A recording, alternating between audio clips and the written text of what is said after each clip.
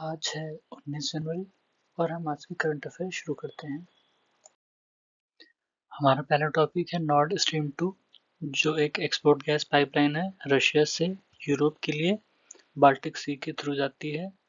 अभी जो रशिया और यूक्रेन का कॉन्फ्लिक्ट है उसको लेकर जर्मनी ने कहा है कि हम इसको भी बंद कर सकते हैं, वो भी एक ऑप्शन में है।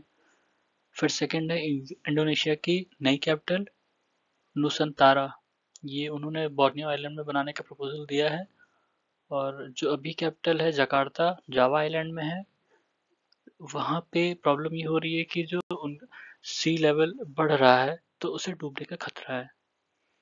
जो उनकी नई कैपिटल है बोर्नियो, वो नुसंतारा बोर्नियो आइलैंड में। बोर्नियो आइलैंड तीन तीन जो कंट्रीज हैं उनकी टेरिटरी है उसमें, इंडोनेशिया, मलेशिया और ब्रूनी।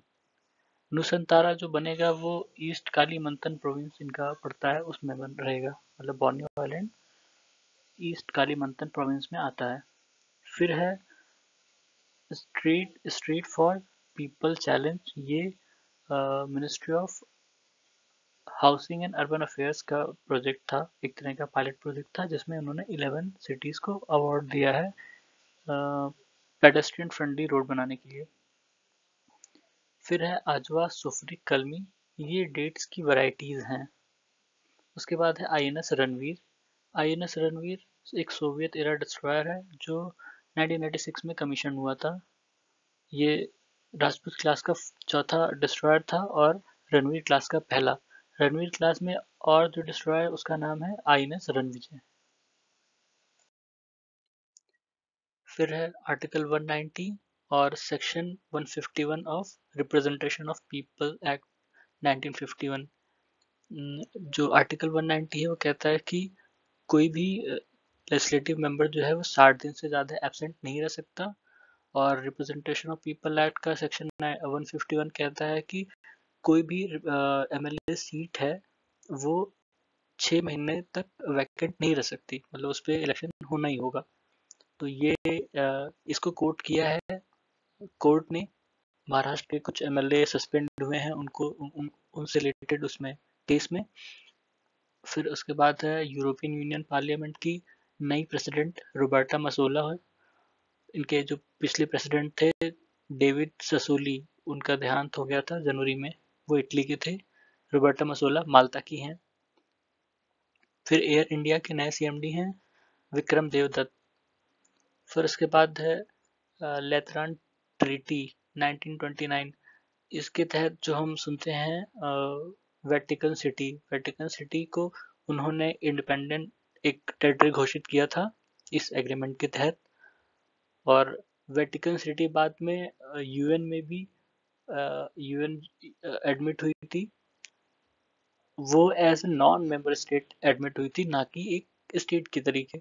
तो उनको मेंबरशिप नहीं है, सिर्फ वो ऑब्जर्वर स्टेटस है।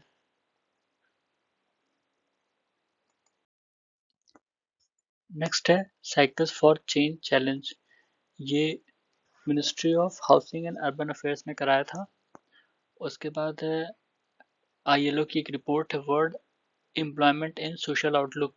इसमें बताया है कि ग्लोबल अनएम्प्लॉयमेंट जो है वो 207 मिलियन पहुंच जाएगी 2022 में।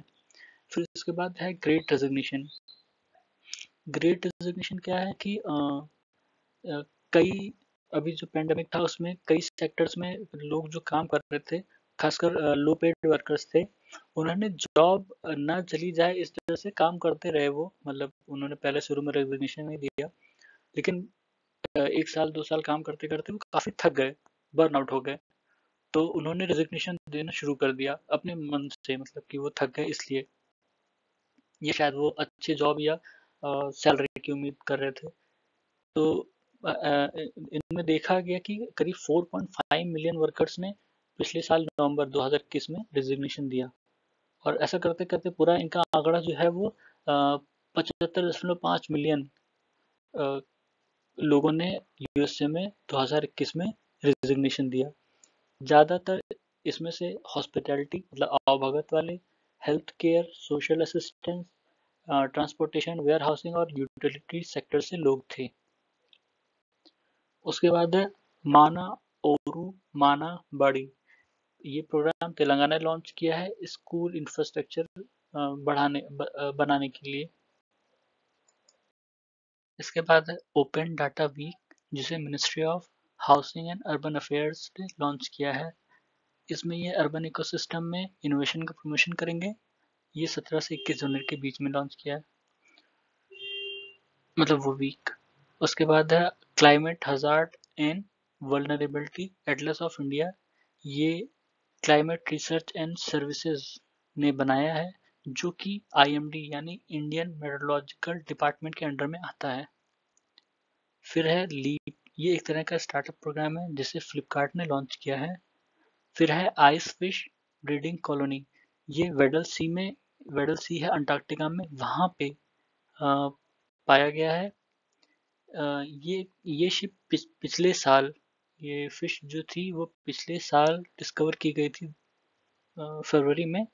इनके जो ब्लड होते हैं उसमें RBCs नहीं होती हैं, इसलिए ये ट्रांसपेरेंट दिखती हैं। इनका वैसे नाम है नियोपैग्राटोप्सिस आयना, नियोपैग्राटोसिस आयना। तो ये थे आज के करंट अफेयर्स। धन्यवाद।